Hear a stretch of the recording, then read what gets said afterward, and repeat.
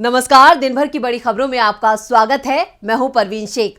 आज इस बुलेटिन में बात होगी हिमाचल में सीएम के ऐलान के, गुजरात में नई सरकार बनाने की कोशिश की, बात होगी भारत जोड़ो यात्रा में राहुल की एक झलक के लिए उमड़ी लोगों की भीड़ की, खड़गे के निशाने पर आए पीएम मोदी की, जानेंगे दिल्ली बॉर्डर पर फिर क्यों शुरू हुआ किसानों का प्रदर्शन, महाराष्ट्र और कर्नाटक सीमा विवाद पर क्या कहा कर्नाटक के सीएम बसवराज बोम्मई ने, और बुलेटिन के आखिर में बात होगी कोलेजियम की सिफारिश को केंद्र सरकार की मिली मंजूरी की। लेकिन तमाम बड़ी खबरों से पहले एक नजर सुर्खियों पर। अमित शाह के सबक सिखाने वाले बयान को चुनाव आयोग ने नहीं माना गलत। गुजरात में रैली के दौरान दिए बयान को लेकर पूर्व नौकरशाह ने चुनाव आयोग से की थी शिकायत। वाराणसी पहुंचे विदेश मंत्री एस जयशंकर का बड़ा बयान, देश के 55 शहरों में होगा G20 सम्मेलन, काशी में होगा सबसे बड़ा आयोजन। एमसीडी चुनाव के नतीजों के बाद बीजेपी ने आप पर लगाया पार्षदों की खरीद फरोख्त का आरोप, चुनाव आयोग से कर सकती है बीजेपी आप की शिकायत। बांग्लादेश के खिलाफ तीसरे और आखिरी वनडे में बल्लेबाज ईशान किशन ने रचा इतिहास, 131 गेंदों में 210 रन बनाकर सचिन और रोहित का तोड़ा रिकॉर्ड। ये तो थी सुर्खियां और अब बात आज की सबसे बड़ी खबर की। हिमाचल में सीएम की रेस से प्रतिभा सिंह बाहर हो चुकी हैं। कांग्रेस आलाकमान ने हिमाचल प्रदेश के मुख्यमंत्री के रूप में सुखविंदर सिंह सुक्खू के नाम को मंजूरी दे दी है। इसके अलावा हिमाचल में एक डिप्टी सीएम भी हो सकता है। विधानसभा भवन शिमला में कांग्रेस विधायक दल की बैठक में सीएम के नाम का ऐलान हुआ। देखते हैं ये रिपोर्ट। हिमाचल विधानसभा चुनाव में कांग्रेस को 68 में से 40 सीटों पर जीत मिली। बहुमत मिलने के बाद पार्टी ने शुक्रवार को ही विधायक दल की बैठक बुला ली। बैठक के लिए पर्यवेक्षक के तौर पर पार्टी की ओर से छत्तीसगढ़ के सीएम भूपेश बघेल, हरियाणा के पूर्व सीएम भूपेंद्र सिंह हुड्डा और हिमाचल के प्रभारी राजीव शुक्ला को जिम्मेदारी दी गई। शुक्रवार रात 8 बजे विधायक दल की बैठक हुई और पार्टी की परंपराओं के अनुसार विधायकों ने नेता का चुनाव हाईकमान पर छोड़ दिया।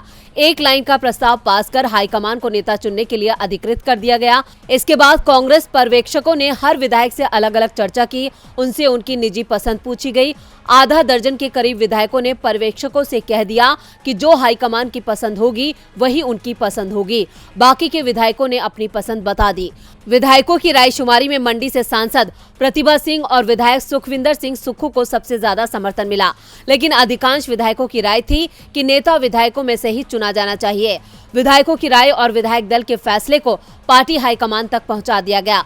कांग्रेस हाईकमान ने भी विधायकों की राय को प्राथमिकता दी और अपना फैसला सुना दिया, जिसके बाद आज एक बार फिर विधायक दल की बैठक बुलाई गई और इसमें सुखविंदर सिंह सुक्खू के नाम पर कांग्रेस विधायक दल ने औपचारिक तौर पर मोहर लगा दी। सुक्खू को कांग्रेस विधायक दल का नेता चुन लिया गया। इसके साथ ही तय हो गया कि सुखविंदर सिंह सुक्खू हिमाचल प्रदेश के अगले मुख्यमंत्री होंगे। इस बार हिमाचल सरकार में एक डिप्टी सीएम भी बनाया जा सकता है। संकेत मिल रहे हैं कि प्रतिभा सिंह के गुट से मुकेश अग्निहोत्री का नाम डिप्टी सीएम की दौड़ में सबसे आगे है। प्रतिभा सिंह के पुत्र विक्रमादित्य सिंह का नाम भी इस रेस में माना जा रहा है। सुक्खू के शपथ ग्रहण समारोह में सोनिया गांधी, कांग्रेस अध्यक्ष मल्लिकार्जुन खड़गे, कांग्रेस सांसद राहुल गांधी, प्रियंका गांधी, राजस्थान के सीएम अशोक गहलोत और छत्तीसगढ़ के सीएम भूपेश बघेल उपस्थित रहेंगे। इसके अलावा कांग्रेस के सहयोगी दलों के नेताओं को भी शपथ ग्रहण कार्यक्रम का न्योता दिया जाएगा। तो आखिरकार हिमाचल में सीएम के नाम पर बना सस्पेंस खत्म हो गया। इधर गुजरात विधानसभा चुनाव में जबरदस्त जीत हासिल करने के बाद अब बीजेपी ने सरकार बनाने की तैयारियां शुरू कर दी हैं। पार्टी ने आज नव निर्वाचित विधायकों की बैठक बुलाई थी, जिसमें विधायक दल के नेता का चुनाव होना था। बीजेपी हाईकमान ने पर्यवेक्षक के तौर पर 3 वरिष्ठ नेताओं को गांधीनगर भेजा था। तो विधायक दल की बैठक में किसके नाम पर लगी मोहर, देखते हैं ये रिपोर्ट। गांधीनगर में आज बीजेपी कार्यालय कमलम में विधायक दल की बैठक हुई।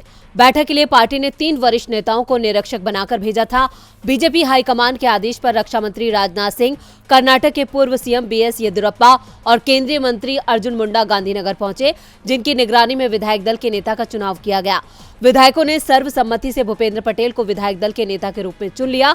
विधायक दल का नेता चुने जाने के बाद भूपेंद्र पटेल ने नई सरकार गठन की तैयारियां शुरू कर दी हैं। राज्यपाल से मिलकर उन्होंने नई सरकार के गठन का दावा पेश कर दिया। 12 दिसंबर को गांधीनगर के हेलीपैड मैदान में नई सरकार का शपथ ग्रहण समारोह होगा। भूपेंद्र पटेल के साथ 20 मंत्रियों को भी शपथ दिलाए जाने की तैयारी चल रही है। अधिकांश मंत्री पुराने हो सकते हैं। भूपेंद्र सरकार में 24 मंत्री शामिल थे, जिसमें से बीजेपी ने 5 के टिकट काट दिए थे। 19 मंत्रियों को टिकट दिया गया था, जिसमें से 18 फिर से चुनाव जीत गए हैं और नई सरकार में इनमें से अधिकांश को फिर से मंत्री बनाने की संभावना है। इसके अलावा कुछ नए चेहरे भी मंत्रिमंडल में शामिल हो सकते हैं। गुजरात सरकार में मुख्यमंत्री सहित 27 मंत्री हो सकते हैं, लेकिन शुरुआत में 20 मंत्रियों को ही शपथ दिलाने के संकेत मिल रहे हैं। इन सब के बीच भूपेंद्र पटेल दिल्ली आ रहे हैं। दिल्ली में वो पीएम मोदी और केंद्रीय मंत्रियों को शपथ ग्रहण समारोह में न्योता देंगे। इसके साथ ही मंत्रियों के नाम पर हाईकमान की मोहर भी लगवाएंगे। शपथ ग्रहण समारोह में पीएम मोदी, गृह मंत्री अमित शाह और बीजेपी शासित राज्यों के मुख्यमंत्री शामिल होंगे। 182 सदस्यीय गुजरात विधानसभा चुनाव में बीजेपी को 156 सीटें मिली हैं। गुजरात में शपथ ग्रहण की तैयारियों के साथ ही नई कैबिनेट को लेकर भी हलचल तेज है। आज हलचल तो भारत जोड़ो यात्रा की भी रही। एक दिन के विश्राम के बाद आज फिर से यात्रा शुरू हुई।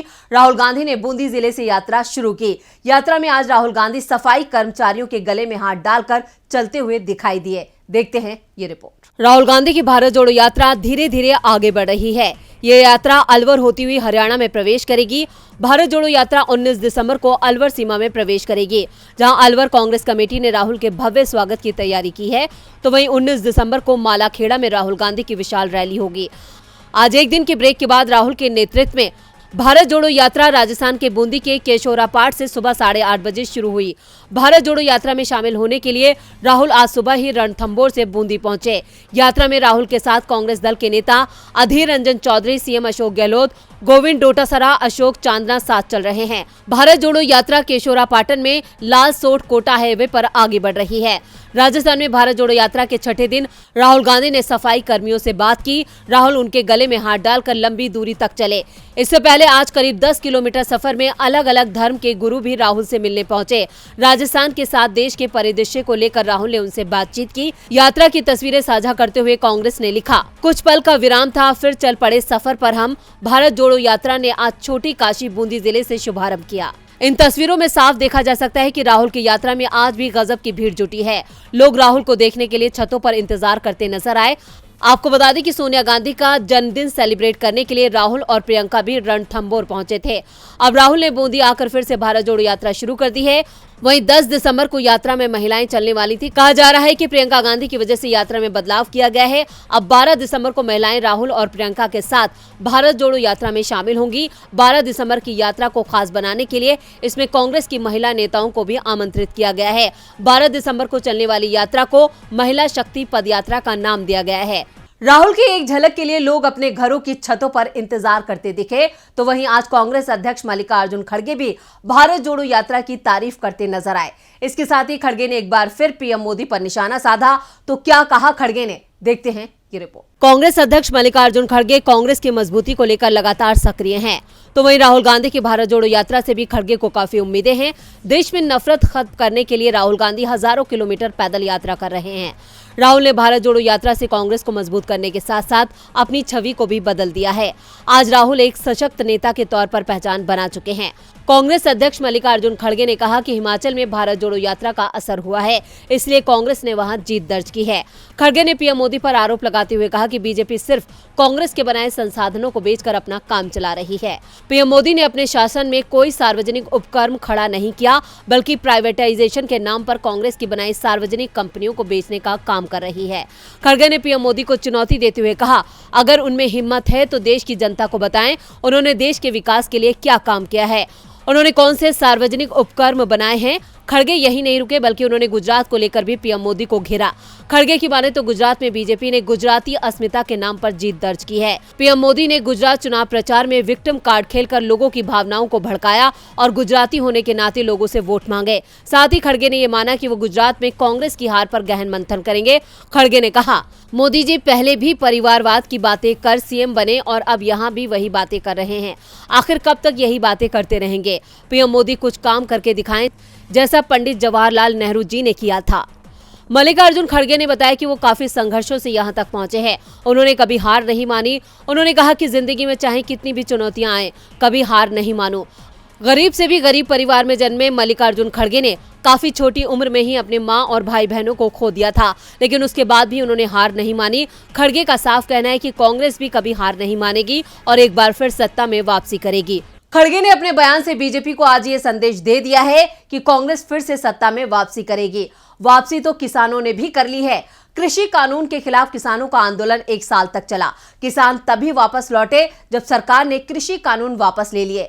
सरकार ने किसानों के साथ समझौता किया, उनकी मांगों पर लिखित में आश्वासन भी दिया, लेकिन ये आश्वासन जब पूरे नहीं हुए तो किसान एक बार फिर दिल्ली लौट आए हैं। दिल्ली हरियाणा के टिकरी बॉर्डर पर एक बार फिर किसानों का प्रदर्शन शुरू हो गया है। किसानों की मांग है जो लिखित आश्वासन सरकार ने 1 साल पहले दिए थे उन्हें पूरा किया जाए। 2 साल पहले 26 नवंबर 2020 को किसानों ने दिल्ली के बॉर्डर पर नए कृषि कानून के खिलाफ आंदोलन किया था। किसानों का आंदोलन 1 साल तक चला। किसानों के आंदोलन के बाद मोदी सरकार को बैकफुट पर आना पड़ा। सरकार ने कृषि कानून वापस ले लिए, लेकिन किसानों ने आंदोलन समाप्त नहीं किया। उनकी दूसरी मांगों पर जब तक सरकार ने लिखित में आश्वासन नहीं दिया, तब तक किसानों का आंदोलन चलता रहा।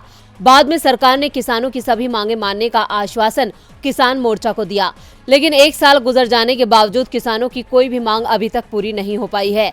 सरकार ने किसानों की मांग नहीं मानी तो किसान एक बार फिर आंदोलन की तैयारी में जुट गए हैं। आज टिकरी बॉर्डर पर हजारों की संख्या में किसान पहुंचे और प्रदर्शन शुरू कर दिया। भारतीय किसान एकता के अध्यक्ष लखविंदर सिंह ओलख ने कहा, जब तक एमएसपी की गारंटी नहीं मिलेगी और किसानों पर दर्ज मामले वापस नहीं लिए जाएंगे, किसानों का प्रदर्शन चलता रहेगा। उन्होंने आंदोलन के दौरान जिन किसानों की जान चली गई उन्हें शहीद का दर्जा दिए जाने की भी मांग की। टिकरी बॉर्डर के अलावा किसान मोर्चा से जुड़े संगठन सिंघू बॉर्डर पर भी जुटे। कृषि कानून के खिलाफ आंदोलन में सिंघू बॉर्डर ही आंदोलनकारियों की रणनीति का केंद्र बना था। सिंघू बॉर्डर पर बने राजीव गांधी एजुकेशन सिटी के पास किसानों ने बैठक की। इस दौरान किसान आंदोलन के दौरान जिन किसानों की जान गई उन्हें श्रद्धांजलि दी गई। किसानों के तेवरों से साफ है कि एक बार फिर किसानों का बड़ा आंदोलन शुरू हो सकता है। किसान फिर से मोदी सरकार की मुश्किलें बढ़ा सकते हैं। मुश्किलें तो बीजेपी की कर्नाटक महाराष्ट्र सीमा विवाद ने भी बढ़ा दी है। इस मसले पर शुक्रवार को महाविकास आघाड़ी के सांसदों के एक प्रतिनिधि मंडल ने गृह मंत्री अमित शाह से दिल्ली में मुलाकात की थी। इसके बाद अब कर्नाटक के मुख्यमंत्री बसवराज बोम्मई का बयान सामने आया है। कर्नाटक के मुख्यमंत्री बसवराज बोम्मई ने बेलगांव जिले को लेकर महाराष्ट्र और राज्य के बीच एक बार फिर भड़के सीमा विवाद को लेकर हुंकार भरी है। उन्होंने कहा कि कर्नाटक सरकार सीमा मुद्दे पर कोई समझौता नहीं करेगी। मुख्यमंत्री बसवराज बोम्मई ने कहा कि केंद्रीय गृह मंत्री से मिलने वाले महाराष्ट्र के प्रतिनिधिमंडल से कोई फर्क नहीं पड़ेगा। महाराष्ट्र ने पहले भी ये कोशिश की है। मामला सुप्रीम कोर्ट में है। हमारी सरकार सीमा मुद्दे पर कोई समझौता नहीं करेगी। सुप्रीम कोर्ट में हमारा मामला मजबूत है। हमारी सरकार इस मामले में कोई समझौता नहीं करेगी। राज्य के कानूनी रुख को लेकर वो भी जल्द ही केंद्रीय गृह मंत्री से मुलाकात करेंगे। सीएम बोम्मई के इस बयान के अब कई मायने निकाले जा रहे हैं। अपने इस बयान में सीएम बोम्मई केंद्रीय गृह मंत्री अमित शाह को चुनौती देते दिख रहे हैं या फिर उन्हें अमित शाह पर भरोसा नहीं है। इस बीच कर्नाटक के मुख्यमंत्री बसवराज बोम्मई ने केंद्रीय गृह मंत्री अमित शाह से बात की। इस दौरान उन्होंने शाह को मौजूदा हालात की जानकारी दी। इस दौरान उन्होंने कहा कि जल्द ही राज्य सरकार सीमा विवाद के मुद्दे पर चर्चा के लिए एक सर्वदलीय बैठक बुला सकती है। आपको बता दें कि शुक्रवार को एमवीए के सांसदों ने सुप्रिया सुले के नेतृत्व में दोनों राज्यों के बीच गृह मंत्री अमित शाह से मुलाकात की थी। इस दौरान प्रतिनिधिमंडल ने शाह को बताया कि महाराष्ट्र और कर्नाटक के बीच सीमा विवाद अब उस स्तर पर पहुंच गया है कि उससे हिंसा भड़क सकती है। उन्होंने जल्द ही इस मामले में गृह मंत्री से हस्तक्षेप की मांग की थी।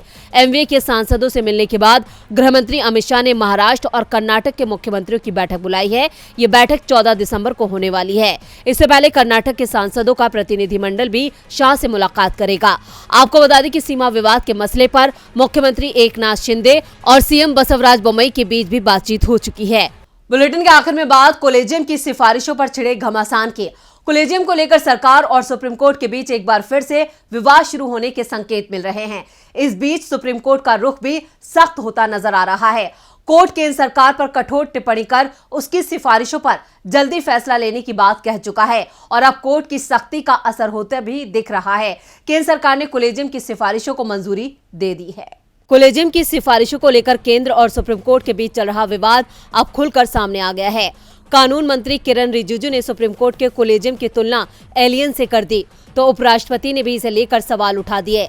लेकिन सुप्रीम कोर्ट ने भी साफ कर दिया कि जब तक जजों की नियुक्ति का कोई कानून नहीं बन जाता तब तक कोलेजियम की सिफारिश को ही मानना पड़ेगा और केंद्र सरकार कोई कानून बनाती है तो उसकी समीक्षा का अधिकार भी सुप्रीम कोर्ट के पास होगा। इस बीच सुप्रीम कोर्ट ने जस्टिस दीपांकर दत्ता से जुड़ी फाइल पर फैसला न लेने पर केंद्र सरकार के खिलाफ सख्त टिप्पणी भी की और सुप्रीम कोर्ट की टिप्पणी का असर भी दिख रहा है।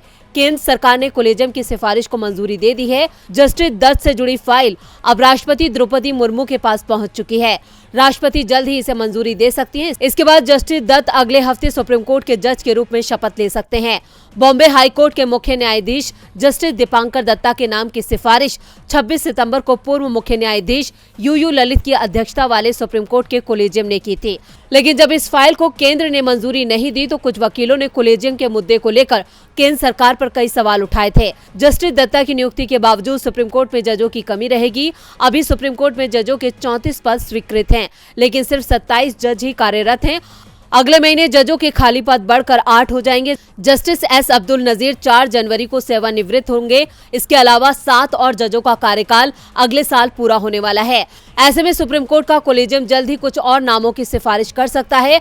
अगर केंद्र सरकार कोलेजियम की सिफारिश को जल्द मंजूरी नहीं देती है तो कोर्ट में जजों की संख्या काफी घट जाएगी और सुप्रीम कोर्ट और सरकार के बीच टकराव फिर सामने आ जाएगा। तो आज इस बुलेटिन में बस इतना ही। देखते रहिए डीबी लाइव। नमस्कार।